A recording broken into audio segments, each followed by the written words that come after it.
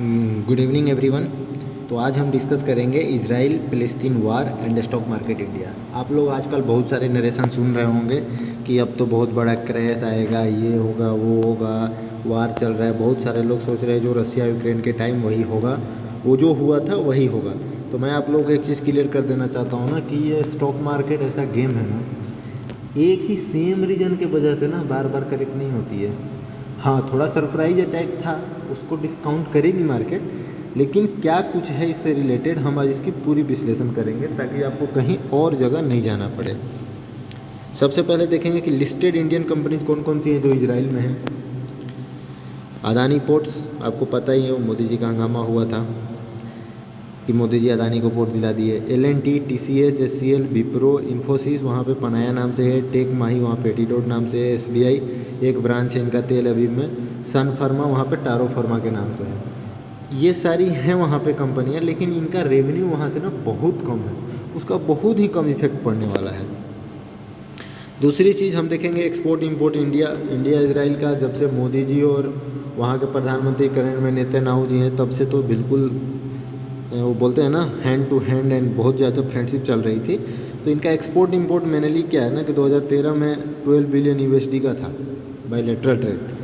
तो अभी इजराइल जो है एक्सपोर्ट मेनली डिफेंस सेक्टर में करता है, डायमंड करता है, एग्रीकल्चर टेक करता है। डिफेंस सेक्टर में जो छोटी राइफल है इंसास को हम अभी रिप्लेस कर रहे थे ना, वो वहीं से आ रहा है।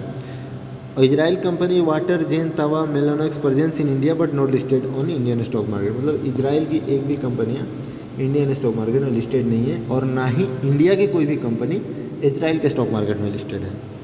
अब इंडिया उनको क्या एक्सपोर्ट करता है, तो वही IT सर्विस टू इजराइल, जो बहुत ही मिनिमल वहाँ से सर्विस है, including software development, same work, IT consulting and data processing. Both countries have a strong collaboration in R&D in agriculture and water technology.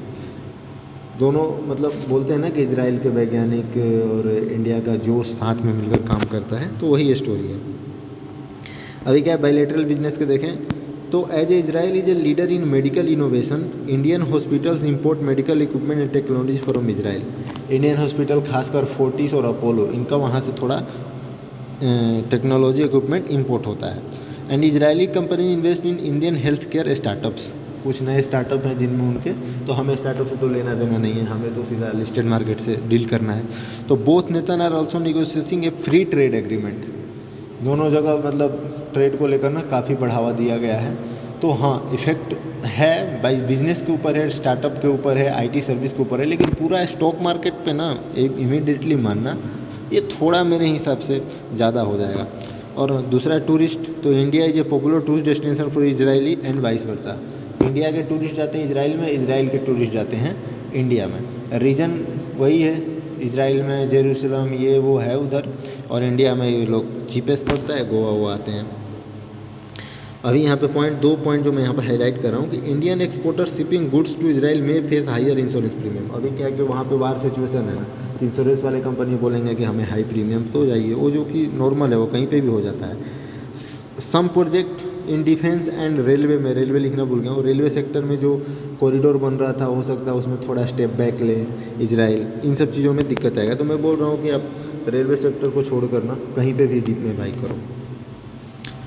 अगला देखते हैं, तो आपको ये भी नरेशन सुन रहा, क्रूड ऑयल अब हायर जाएगा, तो आज तो ऐसा इम्पैक्ट नहीं था, अगर होगा भी ना, देखो कुछ भी दिक्कत होती है ना मिडिल ईस्ट में और वेस्ट एशिया में, तो क्रूड ऑयल प्राइसेस हाई होते हैं जो कि इफ़ेक्ट डालते हैं मार्केट पे। हमें नहीं डालेंगे तो कहीं से घूम के डालेंगे, लेकिन हमें अभी आजकल के दुनिया में क्या है, एक इकोनॉमी दूसरे से कनेक्टेड है, थोड़ा तो आएगा, लेकिन वो जो 12,000 की क्रैश है, ये है वो कहानियाँ आपको बस कहानियाँ हैं। अभी लॉन्ग टर्म इफेक्ट क्या है, अभी आपने इमीडिएट इफेक्ट देख लिया कि क्रूड प्राइस हाई होगा, क्रूड प्राइस हाई होगा तो मार्केट थोड़ा करेक्ट होगा। लॉन्ग टर्म इफेक्ट क्या है, long term investor do not panic in the short term, market may react negatively but it will be an opportunity to invest in quality stock. वही कहानी जो मैं शुरू से बता रहा हूँ कि भाई थोड़ा करेक्ट होगा, क्वालिटी स्टॉक में डाल दो। मैं तो बोल रहा हूँ SDBL, पराग मिल्क, लॉरस लैब, इनको खरीदो, दबा के खरीदो। Any war brings uncertainty and instability in economy and indirectly affect other countries' economies. India-Europe rail corridor, which will pass via Israel, will delay, which will ultimately affect the railway stocks. मैं वही बता रहा था, defence और railway stocks में थोड़ी दिक्कतें आएगी। बाकी मैं जो आपको बता रहा हूँ ना, अल्कोहल सेक्टर खरीदो, करेक्शन। अभी हाँ, ये अब सारी कहानी का निचोड़ मैं ये बता रहा हूँ, कंक्लूजन ये है कि the Israel Palestine war can effect European markets and that turmoil can effect Indian stock market. अभी यूरोप का ना बहुत ज़्यादा इन्वेस्टमेंट भी है इजराइल और उस मिडिल ईस्ट एरिया में, और क्रूड ऑयल से भी डिपेंडेंसी है, तो वो यूरोपियन मार्केट को इफेक्ट करेंगे, वो यूएस मार्केट को इफेक्ट करेंगे, और सभी इकोनॉमी एक दूसरे से जुड़ी हुई है, तो थोड़ी सी इंडिया को दिक्कतें आएगी। दूसरी दिक्कतें एक्सपोर्ट इंपोर्ट पे आएगी, एक्सपोर्टर थोड़ा सा फेस करेंगे हाई प्रीमियम वगैरह।